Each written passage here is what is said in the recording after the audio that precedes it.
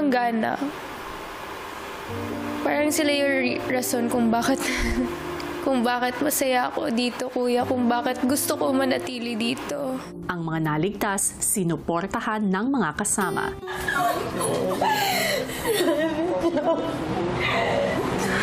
Parang ito yung redemption ng mga in-overthink ko dati na hindi ako support-suporta. Kahit parang ito, kuya, yung redemption na finally, Sai, may naniniwala sa'yo, may sumusuporta sa'yo, and may gusto na magpatuloy ka sa bagay na ginagawa mo.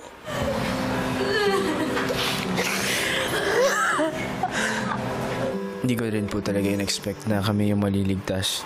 Gulat po ako. Saktan. Maya-maya pa, ang housemates naghanda na ng kanin para sa saing king na si Ralph. Ganda yung sinasabi niya, te. Ako na 6 na lang daw eh. Nakita ko po yung rice cooker, kuya, na may nakasaing pa rin po.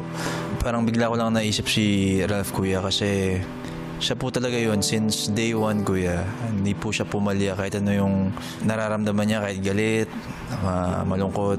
Kuya, even yung mga eviction night, kuya, si Ralph po talaga yun eh. So, Gano'n kataas yung siya dito?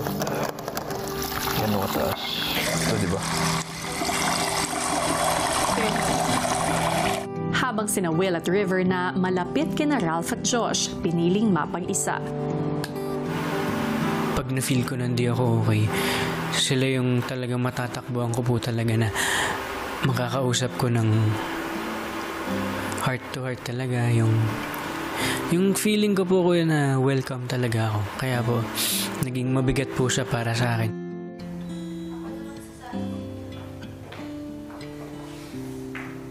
Sobrang lungkot, kuya. Si Ralph, we were friends before entering this house. And we got even closer. Solid na solid si Ralph. Sobrang selfless niya. Si Josh naman yung bedmate ko, kuya. Pagising ko, pag tulog ko, siya lagi nakikita ko. With the boys, siguro siya na yung pinakamakulit sa amin, boys. Samantala, sina Dustin at Bianca, Bakit?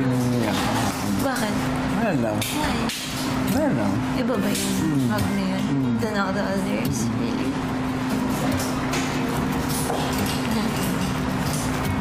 Proud of you. Super. Proud of you too. Grabe. Daming... Ikaw. Ikaw. Happy birthday. habang si AZ inalala ang mabuting kaibigan na si Ralph.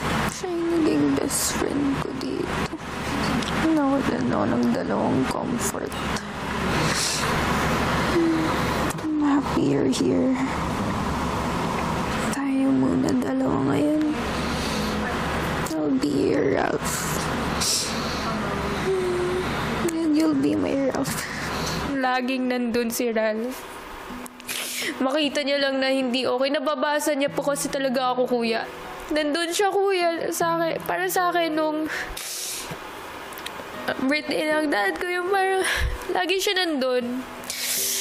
Yung may sakit ako, siya yung nandun. Susunod!